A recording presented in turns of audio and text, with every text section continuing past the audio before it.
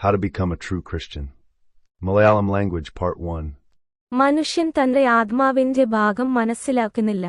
അവനെല്ലാം അവന്റെ ശാരീരിക ഭാഗവുമായി ബന്ധപ്പെട്ടിരിക്കുന്നു. ഈദൻ തോട്ടത്തിൽ നിന്ന് ഭൗതിക ഭാഗം ഭൂമിയിലെ പൊടിയിൽ നിന്നാണ് നിർമ്മിച്ചതെന്നും ആത്മാവിന്റെ ഭാഗം ദൈവത്തിൽ നിന്നുള്ള ജീവശ്വാസത്താൽ ഉണ്ടായതാണെന്നും നിങ്ങളോട് പറഞ്ഞു. ജീവശ്വാസം എന്ന വാക്യത്തിൽ നിന്ന് ജീവിതം എന്നാൽ നിത്യത എന്നാണ്. കൂടാതെ ജീവവൃക്ഷം മനുഷ്യന്റെ ശാരീരിക ഭാഗത്തിനു വേണ്ടിയുള്ളതായിരുന്നു. എന്നാൽ മനുഷ്യൻ വിലക്കപ്പെട്ട ഫലത്തിന്റെ വൃക്ഷത്തിൽ നിന്ന് ഭക്ഷിച്ചു. ആദാമിനോടുള്ള ദൈവത്തിന്റെ കൽപ്പന വ്യക്തമായിരുന്നു: നന്മതിന്മകളെക്കുറിച്ചുള്ള അറിവിന്റെ വൃക്ഷത്തിൽ നിന്ന് ഭക്ഷിക്കരുത്. നിങ്ങൾ അങ്ങനെ ചെയ്താൽ നിങ്ങൾ മരിക്കും. എന്നാൽ ആദം ദൈവത്തോട് അനുസരണക്കേട് കാണിക്കുകയും അതിൽ നിന്ന് ഭക്ഷിക്കുകയും ചെയ്തു. ആത്മാവിന്റെ അംശം ദൈവത്തിൽ നിന്നുണ്ടായതിനാൽ മനുഷ്യന്റെ ശാരീരിക ഭാഗം പാപം ചെയ്തു. അങ്ങനെ ആദാമും ഹവ്വയും തോട്ടത്തിൽ നിന്ന് പുറത്താക്കപ്പെട്ടു. കാരണം അവർ ജീവവൃക്ഷത്തിൽ നിന്ന് ഭക്ഷിക്കാൻ ദൈവം ആഗ്രഹിച്ചില്ല. അതെ, വിലക്കപ്പെട്ട ഫലം ഭക്ഷിക്കാൻ സർപ്പം ഹവ്വയെ പ്രേരിപ്പിച്ചു. ഹവ്വ ആദാമിനെ ബോധ്യപ്പെടുത്തി. ഭൂമിയിലെ പൊടിയിലേക്ക് മടങ്ങുക എന്നതായിരുന്നു മനുഷ്യന്റെ ശിക്ഷയുടെ ശാരീരിക ഭാഗം.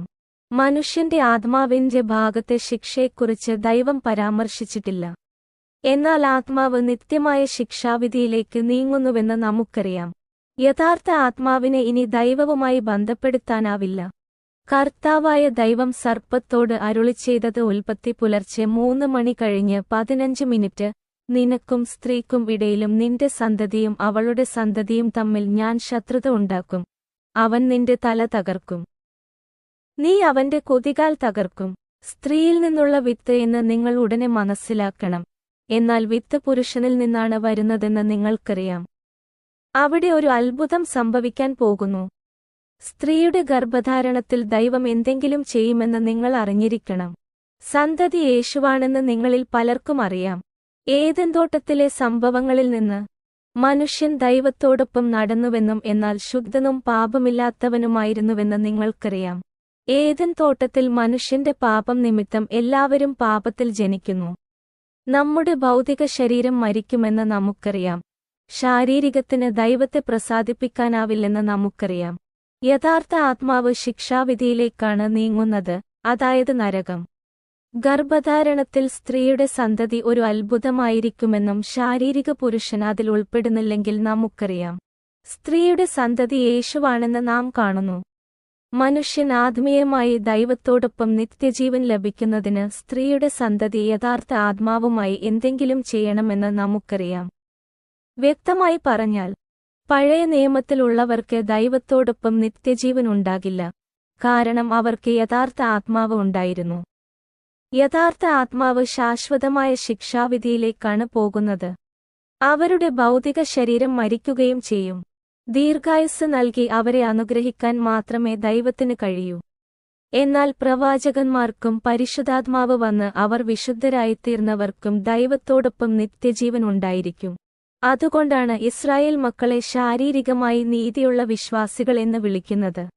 അവർക്ക് ദീർഘമായ ശാരീരിക ജീവിതം മാത്രമേ ഉണ്ടാകൂ, ദൈവവുമായുള്ള ആത്മീയ ജീവിതമല്ല. ഫേസ്ബുക്കിലെ എന്റെ ഗ്രൂപ്പുകൾക്ക് വേണ്ടി എഴുതിയ ഒരു പോസ്റ്റാണിത്. നിങ്ങൾ ജനിച്ച ആത്മാവിനെ ഞാൻ യഥാർത്ഥ ആത്മാവ് എന്ന് വിളിക്കും. ആദാമും ഹവ്വയും വിലക്കപ്പെട്ട ഫലം ഭക്ഷിച്ചതിനാൽ യഥാർത്ഥ ആത്മാവ് കളങ്കപ്പെട്ടു. അതിനാലാണ് നിങ്ങൾ പാപത്തിൽ ജനിച്ചത്. പഴയ നിയമത്തിലെ എല്ലാവർക്കും യഥാർത്ഥ ആത്മാവുണ്ട്. ദൈവം അവരെ ഒരു നിർദ്ദിഷ്ട ജോലിക്കായി തിരഞ്ഞെടുത്തില്ലെങ്കിൽ അവർക്ക് ആത്മീയമായി അനുഗ്രഹിക്കപ്പെടാൻ കഴിയില്ല. യോഹന്നാൻ സ്നാപകന് ഒരു പ്രത്യേക ചുമതല ഉണ്ടായിരുന്നു. അവിശ്വസനീയമായ അനുഗ്രഹം ലഭിച്ചു. ലൂക്കോസ് രാത്രി 1 മണി കഴിഞ്ഞ് 15 മിനിറ്റ് പ്രസ്താവിക്കുന്നു: അവൻ അമ്മയുടെ ഉദരത്തിൽ നിന്ന് പോലും പരിശുദ്ധാത്മാവിനാൽ നിറയും. ദാവീദിന് ഒരു നിർദ്ദിഷ്ട ചുമതലയുണ്ടായിരുന്നു. എന്നാൽ ബത്ശേബയുമായുള്ള പാപം കാരണം ദൈവം അത് എടുത്തുകളയുമെന്ന് ഭയപ്പെട്ടു. സങ്കീർത്തനം അനുപാതം 51:11 പറയുന്നത്: അങ്ങയുടെ സന്നിധിയിൽ നിന്ന് എന്നെ തള്ളിക്കളയരുതേ, നിന്റെ പരിശുദ്ധാത്മാവിനെ എന്നിൽ നിന്ന് എടുക്കരുതേ. പഴയ നിയമത്തിൽ നിന്നുള്ള പ്രസംഗങ്ങളും പഠിപ്പിക്കലും നിങ്ങൾക്ക് ഒരു ആത്മീയ അനുഗ്രഹം നൽകില്ല. നിങ്ങൾ പുതിയ നിയമത്തിലെ സത്യം അറിയുകയും സത്യം അനുസരിക്കുകയും വേണം. യേശുവും നിക്കോദേമോസും തമ്മിലുള്ള സംഭാഷണം യഥാർത്ഥ ആത്മാവുള്ള ഒരു ശാരീരിക നീതി വിശ്വാസിയെക്കുറിച്ചായിരുന്നു. ദൈവരാജ്യത്തിൽ പ്രവേശിക്കുന്നതിന് നിങ്ങൾക്ക് ക്രിസ്തുവിന്റെ ആത്മാവും ദൈവത്തിന്റെ ആത്മാവും സത്യത്തിന്റെ ആത്മാവും ഉണ്ടായിരിക്കണം. ദൈവം ഇസ്രായേൽ മക്കളെ വിശുദ്ധരാക്കാൻ ശ്രമിച്ചു. പുറപ്പാട് അനുപാതം 19:5-6 പ്രസ്താവിക്കുന്നു, അല്ലാതെ നിങ്ങൾ തീർച്ചയായും എന്റെ വാക്ക് അനുസരിക്കുകയും എന്റെ ഉടമ്പടി പാലിക്കുകയും ചെയ്താൽ നിങ്ങൾ എനിക്ക് എല്ലാ ജനങ്ങളെക്കാളും ഒരു പ്രത്യേക നിധിയായിരിക്കും. ഭൂമി മുഴുവനും എനിക്കുള്ളതല്ലോ. 6 നിങ്ങൾ എനിക്ക് ഒരു പുരോഹിത രാജ്യവും വിശുദ്ധ ജനതയുമായിരിക്കും മുതലായവ. പുതിയ നിയമത്തിലെ സമാനമായ ഒരു വേദഭാഗം വിജാതീയരെ ഉദ്ദേശിച്ചുള്ളതാണ്.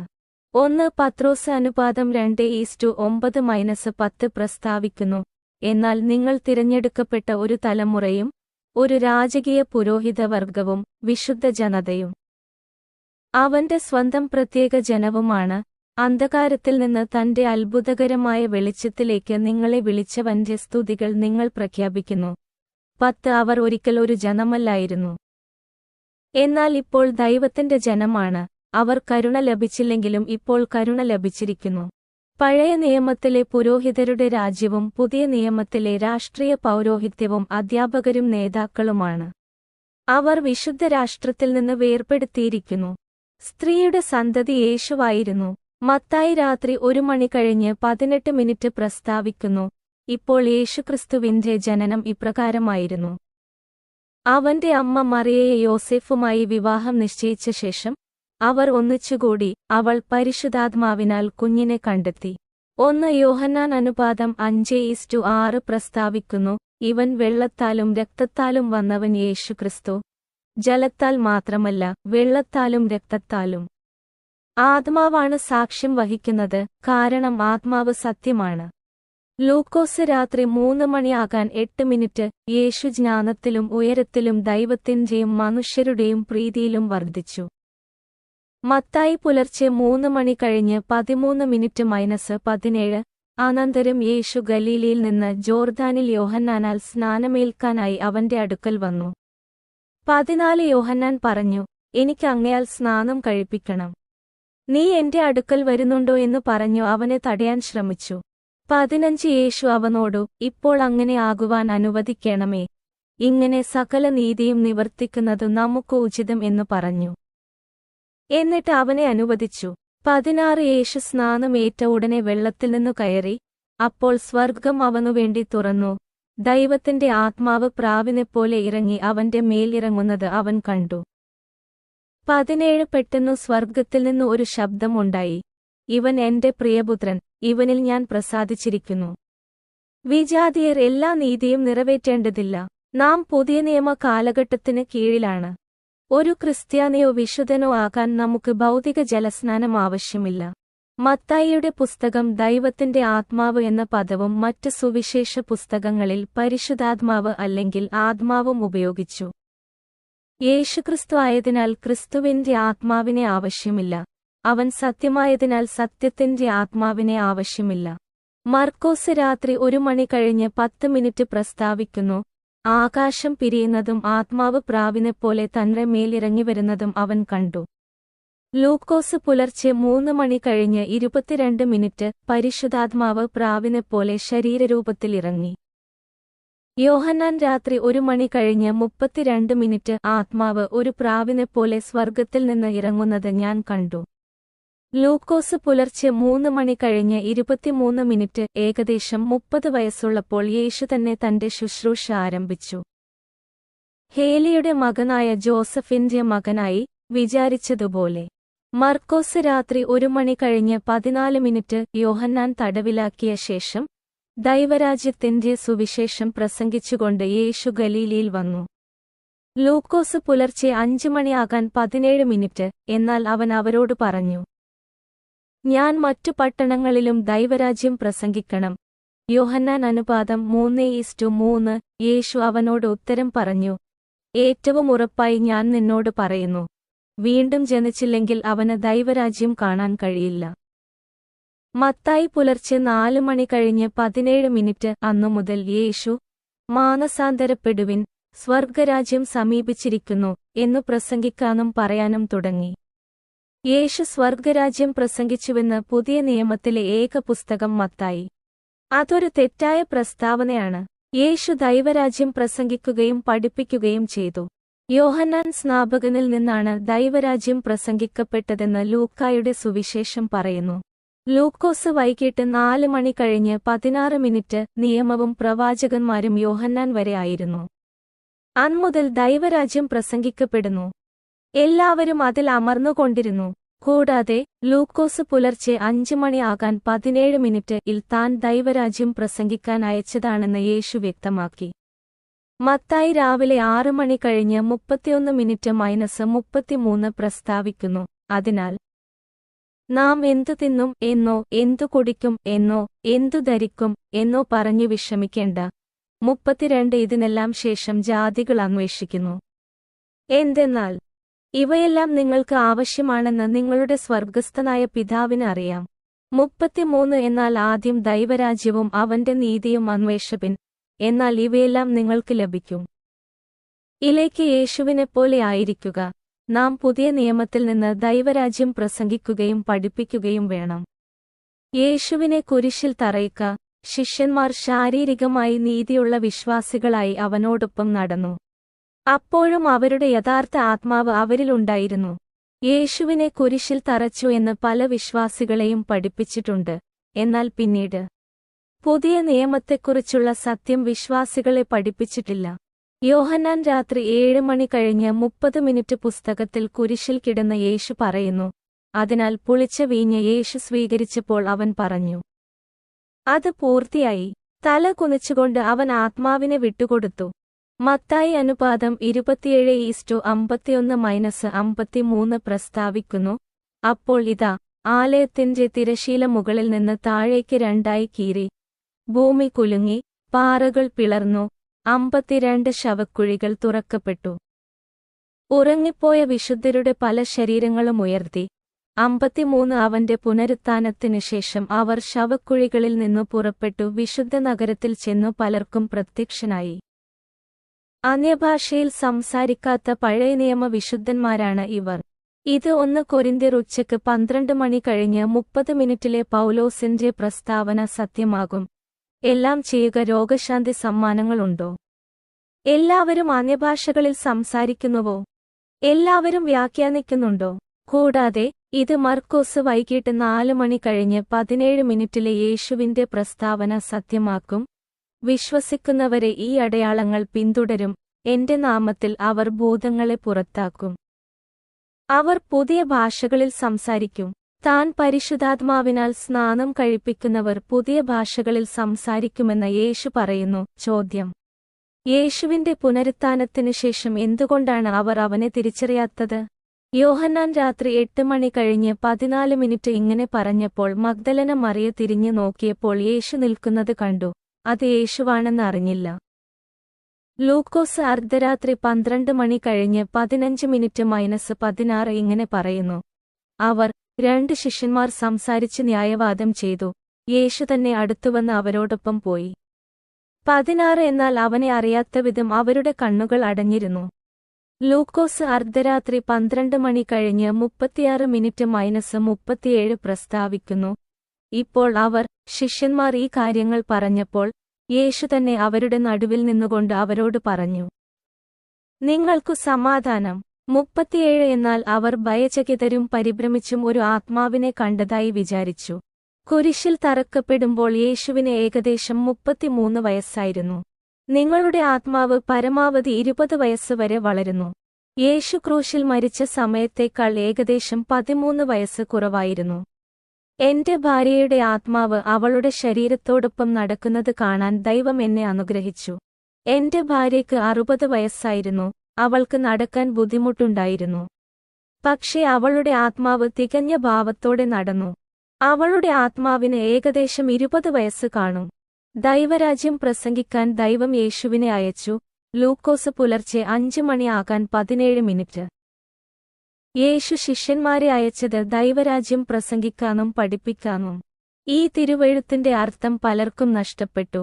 യോഹന്നാൻ രാത്രി 8 മണി കഴിഞ്ഞ് 21:22 പറയുന്നു. അതിനാൽ യേശു വീണ്ടും അവരോട് പറഞ്ഞു, നിങ്ങൾക്ക് സമാധാനം. പിതാവ് എന്നെ അയച്ചതുപോലെ ഞാനും നിങ്ങളെ അയക്കുന്നു. ആത്മീയമായി നീതിയുള്ള വിശ്വാസികളുടെ തുടക്കമായ ക്രിസ്തുവിന്റെ ആത്മാവിനെ അവർ സ്വീകരിച്ചു. കർത്താവായ ദൈവം ജീവശ്വാസം, യഥാർത്ഥ ആത്മാവ്. യേശുവിന്റെ ആത്മാവ് ശിഷ്യന്മാരിൽ നിശ്വസിച്ചുവെന്ന് നിങ്ങൾ മനസ്സിലാക്കണം. യേശു ശിഷ്യന്മാരുടെ മേൽ നിശ്വസിച്ചപ്പോൾ 2 കാര്യങ്ങൾ അടുത്തടുത്തായി സംഭവിച്ചു. ക്രിസ്തുവിന്റെ ആത്മാവ് അവരുടെ രക്ഷകനായി അവരിൽ പ്രവേശിച്ചു. അവരുടെ യഥാർത്ഥ ആത്മാക്കൾ ജീവജാലമായ ക്രിസ്തുവിന്റെ ആത്മാവിനാൽ മുങ്ങിക്കുളിച്ച് പുതുതായി സൃഷ്ടിക്കപ്പെട്ട ആത്മാക്കളായി. അവർ യേശുവിന്റെ നാമത്തിൽ സ്നാനം സ്വീകരിച്ച് ഒരു പുതിയ സൃഷ്ടിയായി. അതെ, നിങ്ങളുടെ പുതുതായി സൃഷ്ടിക്കപ്പെട്ട ആത്മാവിന് ജീവജാലങ്ങളാൽ സ്നാപനമേൽക്കാനുള്ള ഒരു മാർഗം ദൈവം ഒരുക്കി. 2 കൊരിന്ത്യർ പുലർച്ചെ 5 മണി കഴിഞ്ഞ് 16 പറയുന്നു. അതിനാൽ ഇപ്പോൾ മുതൽ ഞങ്ങൾ ആരെയും ജഡപ്രകാരം പരിഗണിക്കുന്നില്ല. നാം ക്രിസ്തുവിനെ ജഡപ്രകാരം അറിഞ്ഞിട്ടും ഇപ്പോൾ നാം അവനെ അറിയുന്നില്ല. റോമർ അനുപാതം 8:7-8 പറയുന്നു. കാരണം ജഡിക മനസ്സ് ദൈവത്തോടുള്ള ശത്രുതയാണ്, എന്തെന്നാൽ അത് ദൈവത്തിന്റെ നിയമത്തിന് വിധേയമല്ല. 8 അതുകൊണ്ട് ജഡത്തിലുള്ളവർക്ക് ദൈവത്തെ പ്രസാദിപ്പിക്കാനാവില്ല. 2 കൊരിന്ത്യർ പുലർച്ചെ 5 മണി കഴിഞ്ഞ് 17 പറയുന്നത്, ആരെങ്കിലും ക്രിസ്തുവിലാണെങ്കിൽ അവൻ ഒരു പുതിയ സൃഷ്ടിയാണ്, പഴയ കാര്യങ്ങൾ കടന്നുപോയി, ഇതാ എല്ലാം പുതിയതായി തീർന്നിരിക്കുന്നു. ക്രിസ്തുവിന്റെ ആത്മാവ് പിതാവിന് ഏകാത്മാവാണ്. എഫെസ്യർ രാത്രി 2 മണി കഴിഞ്ഞ് 17:18 പറയുന്നു. അവൻ വന്ന് ദൂരെയുള്ള നിങ്ങളോടും വിജാതീയരോടും അടുത്തിരിക്കുന്നവരോടും യഹൂദരോടും സമാധാനം പ്രസംഗിച്ചു. 18 എന്തെന്നാൽ അവനിലൂടെ നമുക്ക് രണ്ടുപേർക്കും ഒരേ ആത്മാവിനാൽ, ക്രിസ്തുവിന്റെ ആത്മാവിനാൽ പിതാവിന്റെ അടുക്കലേക്കു പ്രവേശനമുണ്ട്. മഹത്തായ കമ്മീഷൻ. മത്തായി അനുപാതം 28:19-20 പറയുന്നു. അനുസരിച്ചു പോയി എല്ലാ ജനതകളെയും ശിഷ്യരാക്കുക, പിതാവിന്റെയും പുത്രന്റെയും പരിശുദ്ധാത്മാവിന്റെ നാമത്തിൽ അവരെ സ്നാനം കഴിപ്പിക്കുക. 20 ഞാൻ നിങ്ങളോട് കൽപ്പിച്ചതെല്ലാം ആചരിക്കാൻ അവരെ പഠിപ്പിക്കുക. ഇതാ യുഗാന്ത്യം വരെ ഞാൻ എപ്പോഴും നിങ്ങളോടുകൂടിയുണ്ട്. മർക്കോസ് വൈകിട്ട് 4 മണി കഴിഞ്ഞ് 15:18 പറയുന്നു. നിങ്ങൾ ലോകമെങ്ങും പോയി എല്ലാ സൃഷ്ടികളോടും സുവിശേഷം അറിയിക്കുവിൻ. 16 വിശ്വസിക്കുകയും സ്നാനമേൽക്കുകയും ചെയ്യുന്നവൻ രക്ഷിക്കപ്പെടും, എന്നാൽ വിശ്വസിക്കാത്തവൻ ശിക്ഷിക്കപ്പെടും. 17 വിശ്വസിക്കുന്നവരെ ഈ അടയാളങ്ങൾ പിന്തുടരും. എന്റെ നാമത്തിൽ അവർ ഭൂതങ്ങളെ പുറത്താക്കും, അവർ പുതിയ ഭാഷകളിൽ സംസാരിക്കും.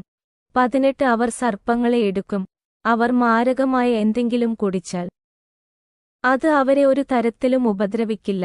അവർ രോഗികളുടെ മേൽ കൈവയ്ക്കും, അവർ സുഖം പ്രാപിക്കും. മത്തായിയിലെയും മാർക്കിലെയും മഹത്തായ കമ്മീഷൻ ഒരു ക്രിസ്ത്യാനിയുടെ നിർവചനമാണ്. സത്യാത്മാവിനു മുമ്പ് നിങ്ങളുടെ രക്ഷയെക്കുറിച്ചുള്ള സത്യം അറിയുകയും വിശ്വസിക്കുകയും ചെയ്യണമെന്ന് ഞാൻ പറഞ്ഞപ്പോൾ പലരും വിശ്വസിച്ചില്ല. എഫെസ്യർ രാത്രി 1 മണി കഴിഞ്ഞ് 13 പറയുന്നത്, നിങ്ങളുടെ രക്ഷയുടെ സുവിശേഷമായ സത്യവചനം കേട്ട ശേഷം നിങ്ങൾ അവനിൽ ആശ്രയിച്ചു, അവനിൽ വിശ്വസിച്ചു, വാഗ്ദത്തത്തിന്റെ പരിശുദ്ധാത്മാവിനാൽ നിങ്ങൾ മുദ്രയിട്ടിരിക്കുന്നു. യോഹന്നാൻ ഉച്ചതിരിഞ്ഞ് 3 മണി കഴിഞ്ഞ് 26 പ്രസ്താവിക്കുന്നു.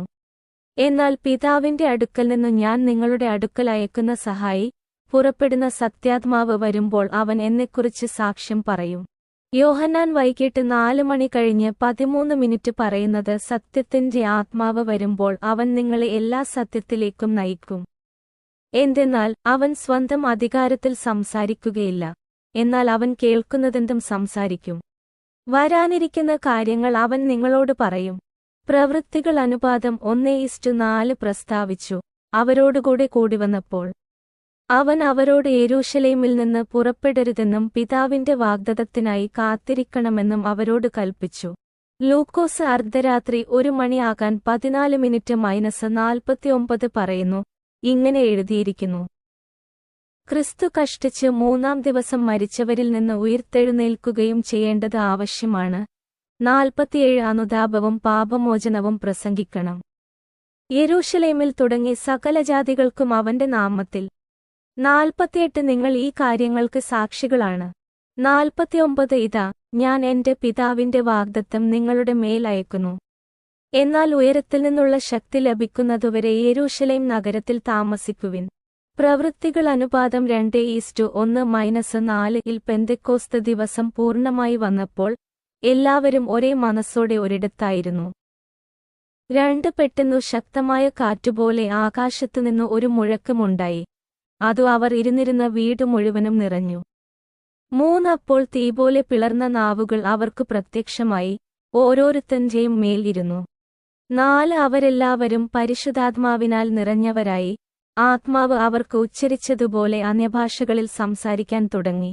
മനുഷ്യനിലേക്കുള്ള പ്രാരംഭ ചൈതന്യം ദൈവത്തിന്റെയോ യേശുവിന്റെയോ ശ്വാസത്തിലാണെന്ന് പലർക്കും അറിയില്ല. ഉൽപ്പത്തി അനുപാതം 2:7 പറയുന്നു.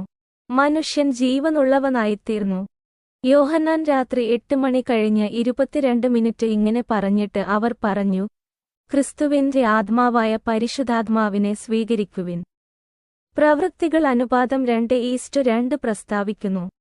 പെട്ടെന്നു ശക്തമായ കാറ്റുപോലെ ആകാശത്തുനിന്ന് ഒരു മുഴക്കമുണ്ടായി, അതു അവർ ഇരുന്നിരുന്ന വീട് മുഴുവനും നിറഞ്ഞു. യേശു സ്വർഗത്തിൽ നിന്ന് അവരുടെ മേൽ നിശ്വസിക്കുന്നു. അന്യഭാഷകളിൽ സംസാരിക്കുന്നതിനാൽ വിശ്വാസികൾക്ക് പരിശുദ്ധാത്മാവ് ലഭിക്കുമ്പോൾ നിങ്ങൾക്ക് കാണാനും കേൾക്കാനും കഴിയും.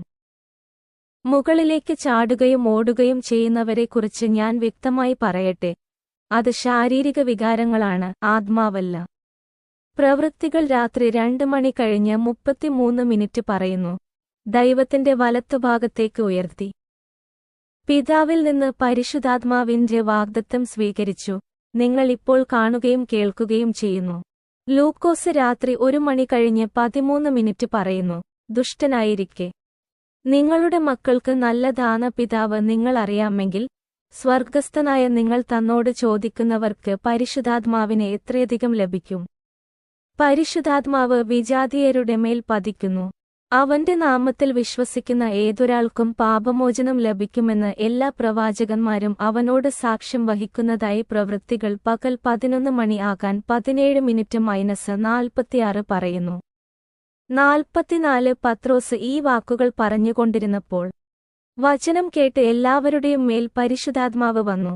45 പരിച്ഛേദനയിൽ വിശ്വസിച്ചവരിൽ പത്രോസിനോടുകൂടെ വന്നവരെല്ലാം ആശ്ചര്യപ്പെട്ടു. 46 അവർ അന്യഭാഷകളിൽ സംസാരിക്കുന്നതും ദൈവത്തെ മഹത്വപ്പെടുത്തുന്നതും അവർ കേട്ടു. താഴെപ്പറയുന്ന ഈ തിരുവെഴുത്ത് പല വിജാതീയരെയും ആശയക്കുഴപ്പത്തിലാക്കുന്നു.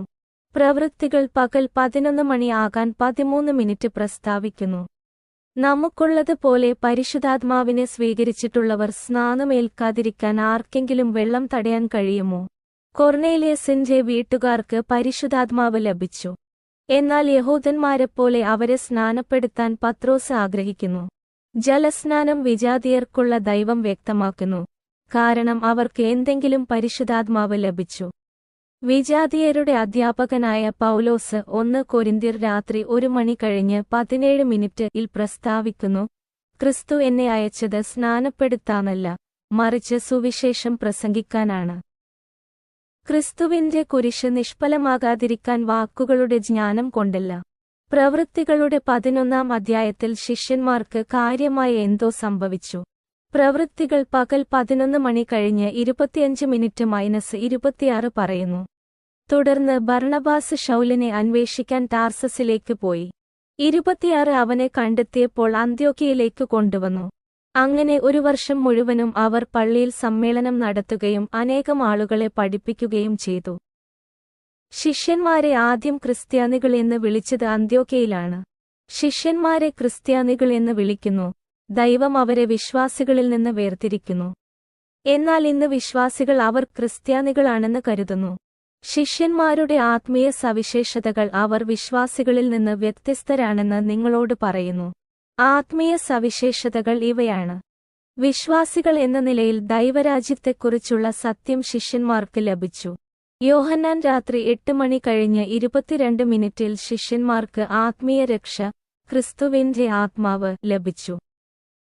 അവരുടെ ആത്മാക്കളായിരുന്നു ക്രിസ്തുവിന്റെ ആത്മാവിനെ സ്വീകരിച്ച് ജീവജലത്താൽ സ്നാനം സ്വീകരിച്ചു.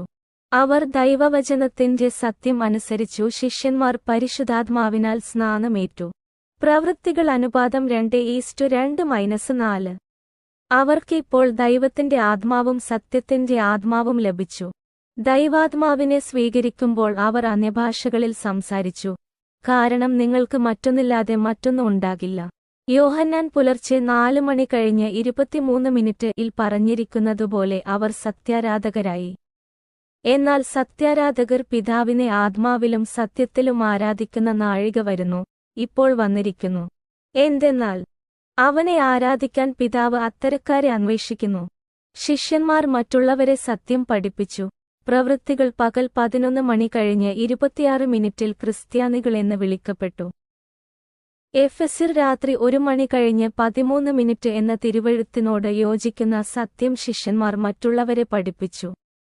എഫെസ്യർ രാത്രി 1 മണി കഴിഞ്ഞ് 13 പറയുന്നത്, നിങ്ങളുടെ രക്ഷയുടെ സുവിശേഷമായ സത്യവചനം കേട്ട ശേഷം നിങ്ങൾ അവനിൽ ആശ്രയിച്ചു, അവനിൽ വിശ്വസിച്ചു, വാഗ്ദത്തത്തിന്റെ പരിശുദ്ധാത്മാവിനാൽ നിങ്ങൾ മുദ്രയിട്ടിരിക്കുന്നു.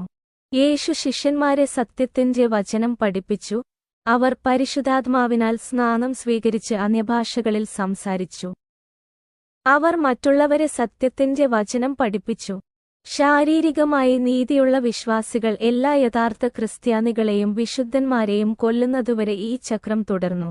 ആ നിമിഷം മുതൽ ആർക്കും സത്യത്തിന്റെ ആത്മാവിനെ ലഭിക്കാൻ ആർക്കും സത്യം പഠിപ്പിക്കാൻ കഴിഞ്ഞില്ല. അതാണ് ഇന്നത്തെ പ്രശ്നം. വിശ്വാസികൾക്ക് സത്യം അറിയില്ല. അതെ, ചിലർ പരിശുദ്ധാത്മാവിനാൽ സ്നാനമേറ്റിട്ടുണ്ട്. എന്നാൽ സത്യത്തിന്റെ വചനം ലഭിക്കാത്തതിനാൽ സത്യത്തിന്റെ ആത്മാവ് അവരിൽ വെളിപ്പെട്ടില്ല.